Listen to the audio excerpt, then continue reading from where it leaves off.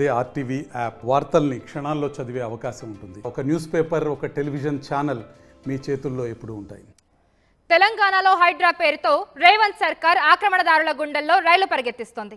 చెరువులు, భూముల ఆక్రమణలకు పాల్పడిన వారు ఎంతటి వారైనా వెనకడుగు వేయడం లేదు. సెలబ్రిటీలు అయినా, ప్రజాప్రతినిధులు అయినా, సొంత ప్రభుత్వంలో వ్యక్తులైనా విడిచేది లేదని సీఎం రేవంత్ రెడ్డి ఖడాఖండిగా చెప్పేశారు. ఇలాంటి సమయంలో మాజీ మంత్రి BRS trouble shooter Harish Rao Revanth సర్కార్కు చిక్కాడు. Ranganayak Sagar project పేరుతో రైతులను బెదిరించి భూములు లాక్కున్నారన్న ఆరోపణలు ఇప్పుడు సంచలనం రేపుతున్నాయి.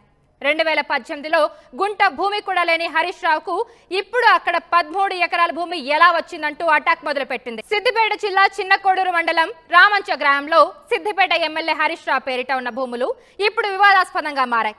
గత ప్రభుత్వంలో రంగనాయక్ సాగర్ ప్రాజెక్టులో భాగంగా రైతుల నుంచి భూములు సేకరించేందుకు నోటీసులు జారీ చేయగా ఆ భూములను అప్పటి నీటిపారుదల శాఖ మంత్రి హరీష్ రావు పేరు మీదకి మార్చుకున్నట్టు ఫిర్యాదులు ఉన్నాయి. దీనిపై చాలాసార్లు రాజకీయ దుమారం రేగింది. రిజర్వాయర్ కోసం తొలుత భూసేకరణ నోటిఫికేషన్ ఇచ్చి రైతుల నుంచి తక్కువ ధరకు హరీష్ రావు భూములు కొన్నాక భూసేకరణ నోటిఫికేషన్ రద్దు చేశారన్న ఆరోపణలు ఉన్నాయి. దీంతో ఇప్పుడు ఆ భూములపై ఎంక్వైరీ చేయాలని రేవంత్ సర్కార్ డెసిషన్ తీసుకున్నట్టు తెలిసింది.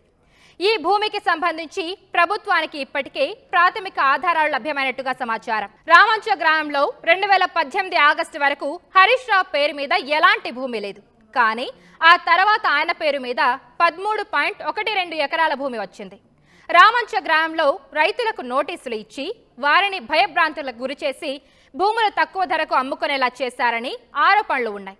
భూ రికార్డుల బదలాయింపు మొత్తం పకడ్బందీగా సాగినట్టుగా సమాచారం.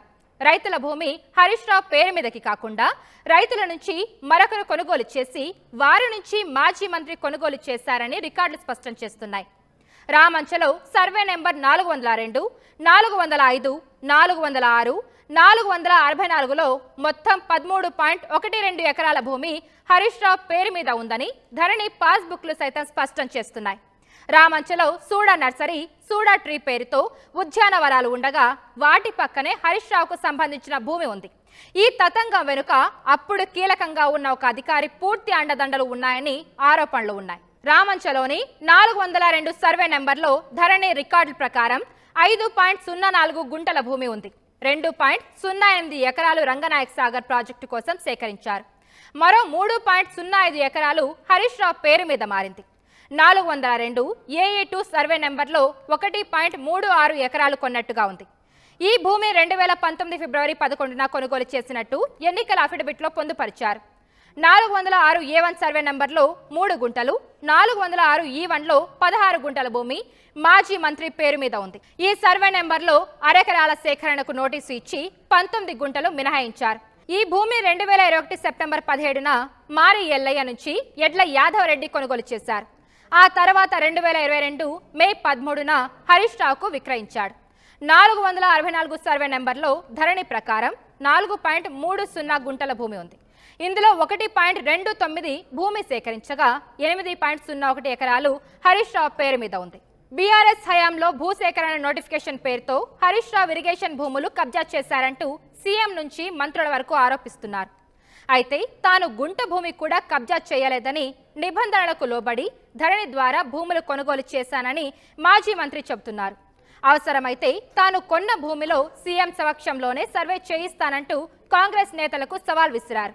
మొన్నటి వరకు కేటీఆర్ ఫామ్ హౌస్ కూలుస్తారంటూ ప్రచారం జరిగినా అది జరగలేదు. మరి ఇప్పుడు హరీష్ రావు ఫామ్ హౌస్ పై ఆరోపణలు మొదలయ్యాయి. దీంతో ఎప్పుడు ఎవరి ఫామ్ హౌస్ ధమాలంటుందోనన్న ఉత్కంఠ మొదలైంది. మరిన్ని వీడియోస్ కోసం ఛానల్ ని సబ్స్క్రైబ్ చేయండి. లేటెస్ట్ అప్డేట్స్ కోసం వాట్సాప్ ఛానల్ ని ఫాలో అవ్వండి. అండ్ లింక్ డిస్క్రిప్షన్ లో ఉంది.